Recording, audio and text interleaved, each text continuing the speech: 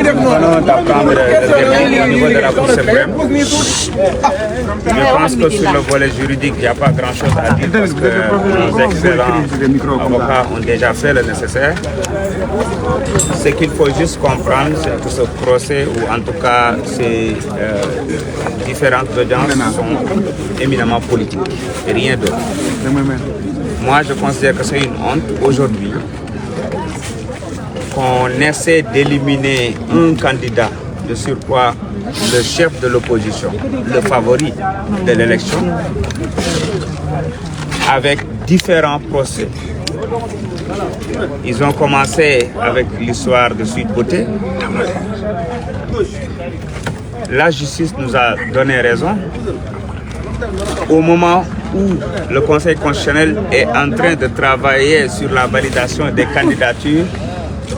il nous sort de manière expresse l'affaire Prodac. Personne ne doute, je dis bien personne, que ce soit sur le plan national comme sur le plan international, ne doute du volet politique de ces différents procès parce que tout simplement, l'objectif est d'éliminer le président Ousmane Sonko qui est le candidat favori de l'élection. Preuve, il a été condamné pour 3 mois. Ils se sont rendus compte que 3 mois, 2 mois du moins, avec sursis, ne pouvaient pas l'éliminer. Et comme par hasard, ils ont tout fait pour fouler du pied le droit en refusant d'attendre même le délai, en tout cas, de recours dont jouissait le président Ousmane Sonko pour essayer d'accélérer la procédure et obtenir une condamnation éliminatoire. C'est ça, c'est comme ça qu'on peut l'appeler. C'est pourquoi ils ont procédé à un appel pour obtenir les 6 mois. Et aujourd'hui, en cassation, nous avons vu en tout cas un verdict pas courageux. C'est comme ça que je peux l'appeler. Parce que l'exception d'inconstitutionnalité, normalement, devait être respectée. Et la Cour suprême devait renvoyer au niveau du Conseil constitutionnel qui pouvait apprécier. Mais le président Ousmane Sonko reste dans la course. C'est ce qui est important. Reste candidat. Sa candidature sera examinée demain. D'abord les parrainages. Ensuite, le Conseil constitutionnel va rentrer dans le fond parce qu'en plus des 9 pièces qui sont fournies, ils peuvent aussi, en fonction de tous les documents dont les avocats ont mis, le mandataire a mis sur la table, apprécier si sa candidature sera recevable ou pas. Et nous restons convaincus que sa candidature sera recevable. ci wolof.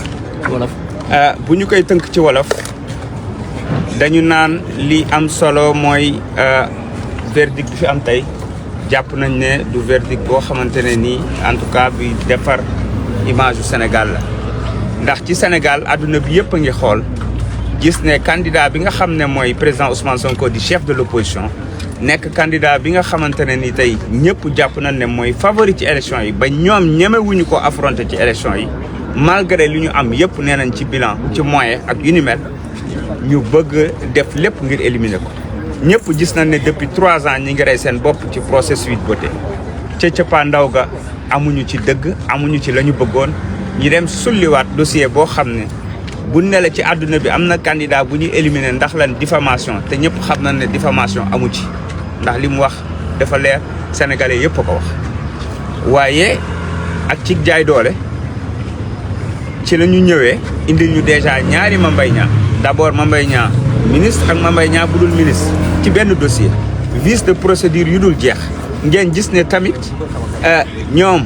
procureur gaawantu woon nañu déposer appel te délai bi Ousmane Sonko amoon pour déposer recours am mi 30 jours yi sax matagul woon yooyu yëpp c'était pour jéem a gaawtu am benn condamnation bu ko mën a éliminer ndax ginnaaw bi ñu ko daanee 2 mois ñi xam ne 2 mois mënu koo tere bokk li ñu gis mooy dañu gaawtu jéem a am benn ci loo xam ne dañ ne woon dafa bëgg ragg deram yaakaar naa ne loolu doyoon na bu dee ragg der waaye bi yoon li ñu gis mooy à chaque fois état dina ci dugg avec les mêmes avocats des mêmes dossiers juste pour obtenir benn condamnation mais ñu jàpp ne loolu yëpp dañu sonal seen bopp ndax conseil constitutionnel tey ginnaaw 9 pièces yi nga xam ne dinañ ko joxe ñu saytu ko dañu saytu aussi ci fond bi te dossier bu béton la ñu teg ci seen table boo xam ne bu ñu ko xoolee dinañ xam ne kii moom dossier bi ko war a nekk candidat la te gëm nañ ne dinañ nangu candidature am d'abord dinañ ko apprécier demain ci côté parrainage beeg yooyu ensuite gëm nañ ne le 20 bu ñu publier liste définitive bi président Ousmane Sonko dina ci bokk. leneen li am solo ñu koy wax mooy mbirum parrainage yi mais dafa nekk mbir mu doy waar ndax Sénégal dañu wax nit ñi ñu dem wuti parrainage nit ñi wàcc wuti parrainage Sénégal xam na ñëpp xam na ne Pastef parrainage tawulee ba muy gën a métti ñuy gën a néew doole ca 2019 dañu amoon meilleur parrainage bi ñu lancé parrainage bu Bassirou Diomaye Faye sénégalais yëpp daw wut si parrainage ñu am parrainage bu mucc ayib vérifié ko naka la ñu mën a considérer ñu ne ñu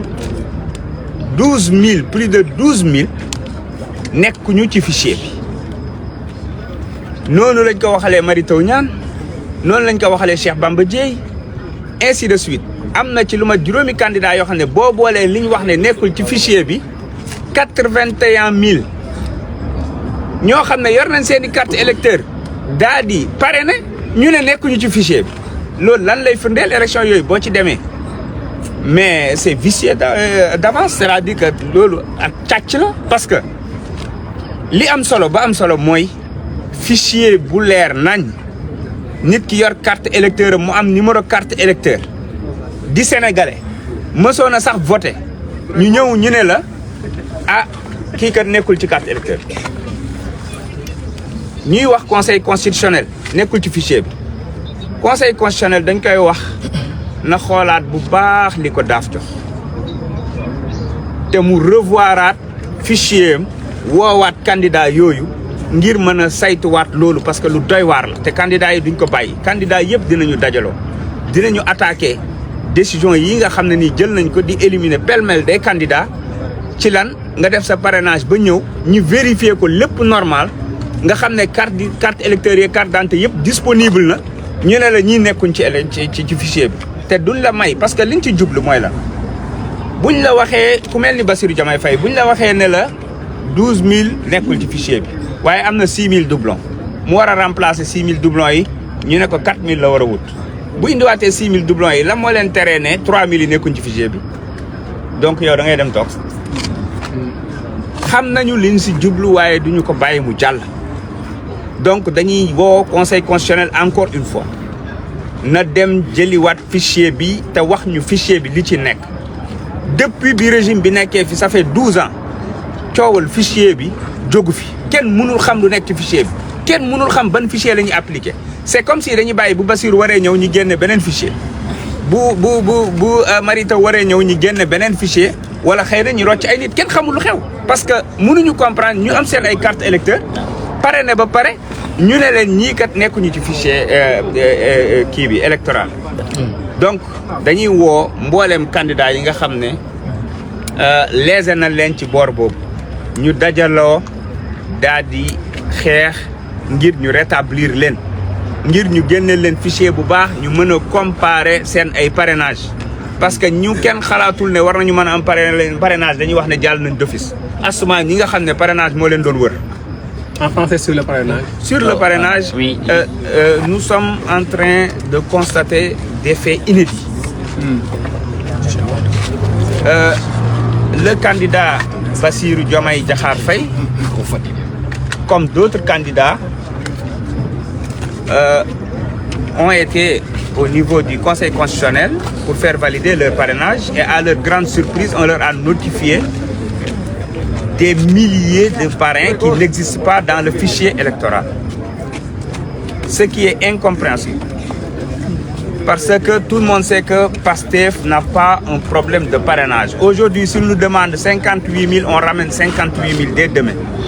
Il nous demande 100, le double, on le ramène dès demain. C'est pas ça le problème. Le problème est que les parrainages qui ont été collectés avec des cartes électeurs en bonne et due forme et qui ne se retrouvent pas dans le fichier, il faut aller chercher ce qui est en train d'être fait sur le fichier électoral du Sénégal. Quand on cumule les parrains qui n'existent pas dans le fichier, entre Cheikh Bamba Dièye, Mary Teuw Niane, Babacar Diop, Bassirou Diomaye Faye, entre autres, on est à plus de 81 000.